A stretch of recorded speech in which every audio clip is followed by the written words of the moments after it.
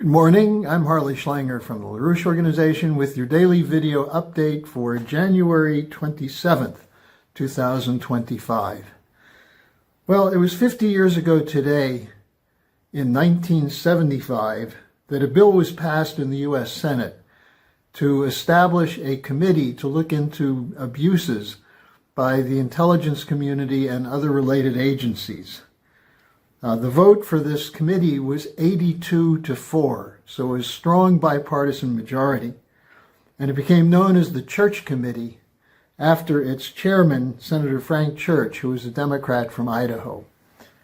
Now, the purpose of the committee was to investigate abuses which had been exposed in bits and pieces over the preceding decade or so, going back to the Vietnam War.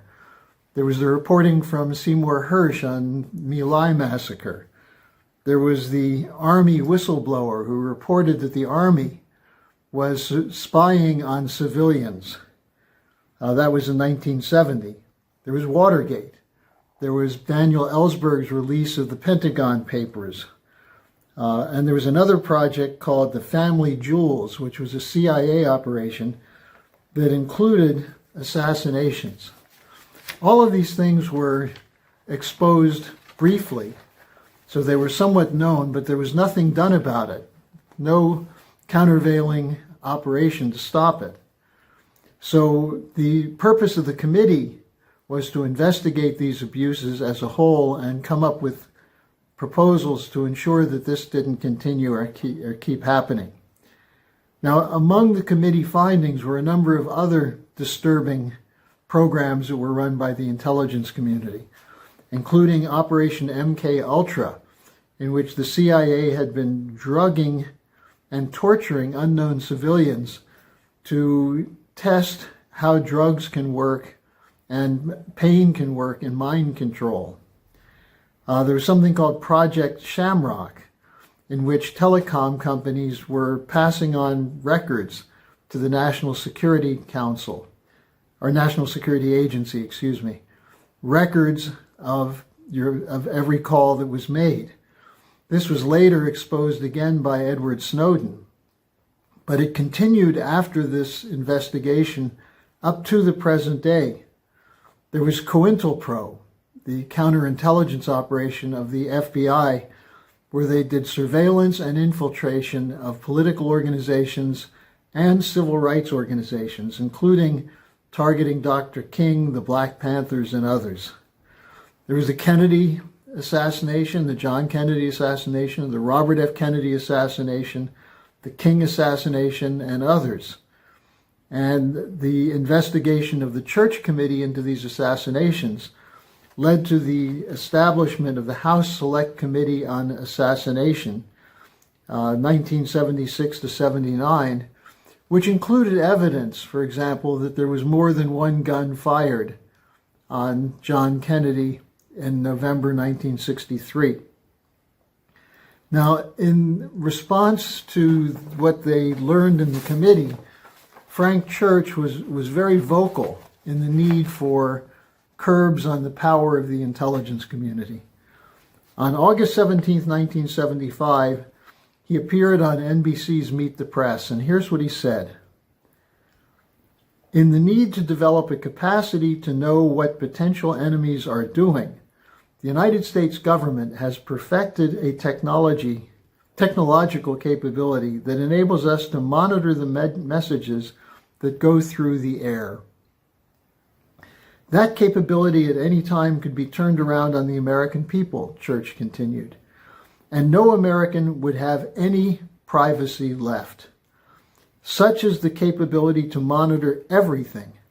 Telephone conversations, telegrams, it doesn't matter.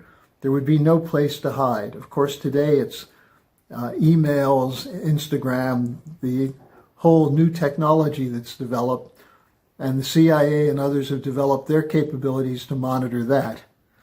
Church went on to say, if this government ever became a tyranny, the technological capability that the intelligence community has given the government could enable it to impose a total tyranny. And there would be no way to fight back because the most careful effort to combine together in resistance to the government, no matter how privately it was done, is within the reach of the government to know. Such is the capability of this technology. And Church ended this discussion by saying, I don't want to see this country ever go across that bridge. I know the capacity that is there to make tyranny total in America, and we must see to it that this agency and all agencies that possess this technology operate within the law and under proper supervision so that we never cross over that abyss. That is the abyss from which there is no return. That was Frank Church to national television on a Sunday morning, discussing in general what they had discovered from the Church Committee's investigations up to that point. Now,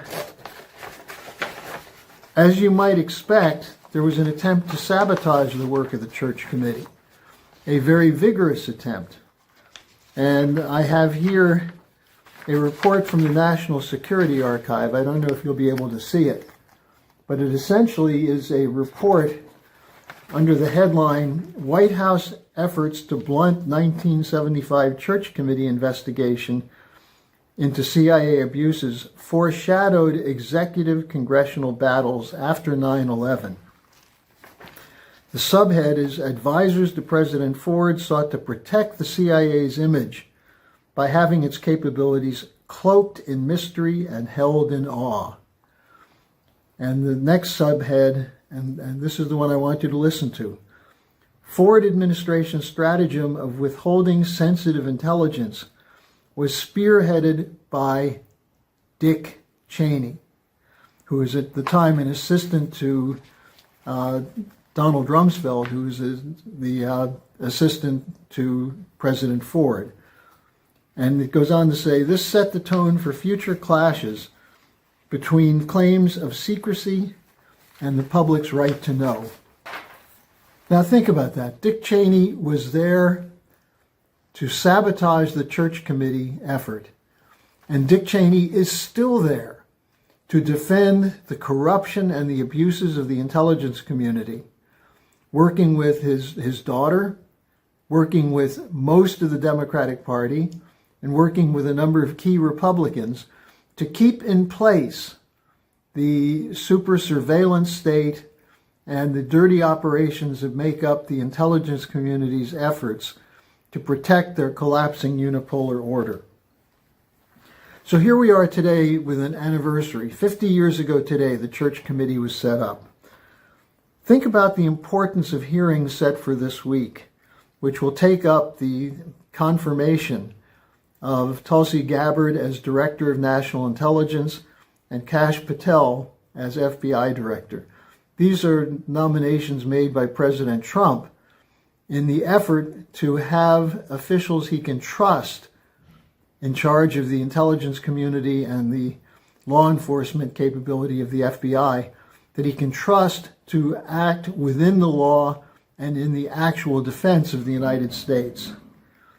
Now, if you look at the case studies today of those who are attacking Gabbard and Patel, they're the ones who have lied in the past. They obstructed justice in the past. Their policies are pushing us to the brink of nuclear war through their lying about Ukraine, lying about the situation in Gaza, and they're protecting the metadata collection of the spy agencies and so on. So everything that the Church Committee set about to expose came back with a vengeance by the same people, the Rumsfelds, the Cheneys. Now we have a slight change with Comey, with John Brennan, but the same method and the same intention. And I would say the prosecution of Snowden and Assange should be included in that, especially since there's this fuss about why Trump lifted the security clearance of Mike Pompeo. Pompeo, as CIA director, was organizing a hit squad to go into the Ecuadorian embassy in London to assassinate Julian Assange. For what reason? For exposing the corruption of U.S. government actions. I would say today we're in danger of crossing that abyss that Senator Church warned us about. So there is now a deep swamp. It must be drained, but it can't be drained if you leave it to one person to do it. President Trump said he was going to do it in his first term and was unable to. He wants today to have people in place to help him do it. Gabbard and Patel are two of the important ones. Bobby Kennedy Jr. is another. So what must be done to ensure this can happen? Well, first of all, download our dossier, the Liars Bureau. It's linked in the description section of today's update. And circulate it. Get it to other people. Secondly, call your senator and your senators and your House member. You may think it doesn't matter. There's nobody organizing to support these nominations. We have to do it. You have to do it. Be a part of this. Get on the phone with your senator and congressman and tell them that on this anniversary of the Church Committee, you know the importance of making sure that Gabbard and Patel are confirmed. And that's what we can do. We can tell them that we need a Church Committee today. We need Gabbard and Patel. This is your assignment as American citizens, to make sure this corruption, which stretches back now for more than 50 years, that the corruption of the intelligence community in the United States that created the permanent bureaucracy through which the deep state operates, that can be exposed and defeated today. And it's up to you, my fellow citizens, to make sure that it happens.